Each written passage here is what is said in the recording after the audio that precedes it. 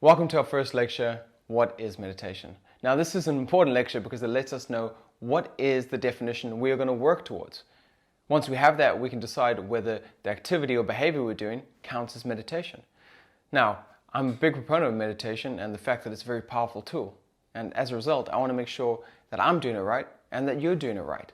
So as we go through this lecture, we're going to try to get towards that working definition of what we believe meditation to be.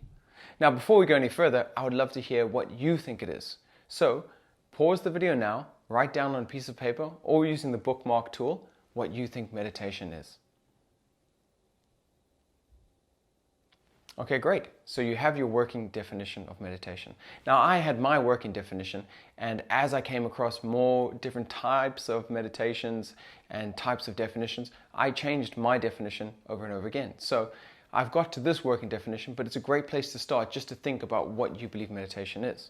So we're going to work towards the meditation definition that I like right now. Now, it's one that comes from 1982, and it's by Shapiro, and it goes like this.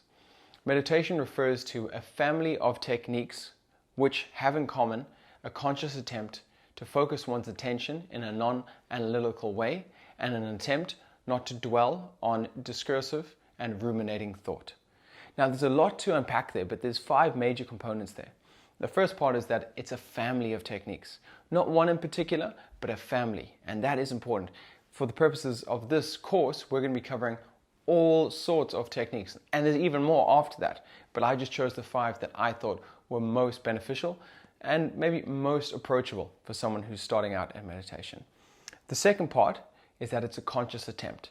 It's a real deliberate attempt to do something. So it's not just something happening by accident, but rather something you have to make an attempt to do. The third part is it's a focus of attention. Now, what that focus of attention is can change from the types of meditation, as you'll see as we get onto them, but the important thing is that there is a focus of attention. There's one thing that we're putting our mind's eye or our focus on. Later, we'll talk about the DMN and how this, of the third of all of these categories, is something that will combat the use of our DMN, which is known as our default mode network. So it's important that we have this focused attention. The next 2 are really the crux of meditation. Thinking about things in a non-analytical way. Now, what does that mean? Simply put, it means not putting a judgment call on it. Not is it good or is it bad, but rather observing things as they are. We live in a world that is full of judgment, and you only have to go into social media to see it firsthand. So what we want to do is get away from all of that. We're trying to see things as they are, and that means not putting a judgment call on something straight away, including ourselves. So that non-analytical way is very important. The last one is not to dwell in a ruminating way, which just means not to dwell on the past.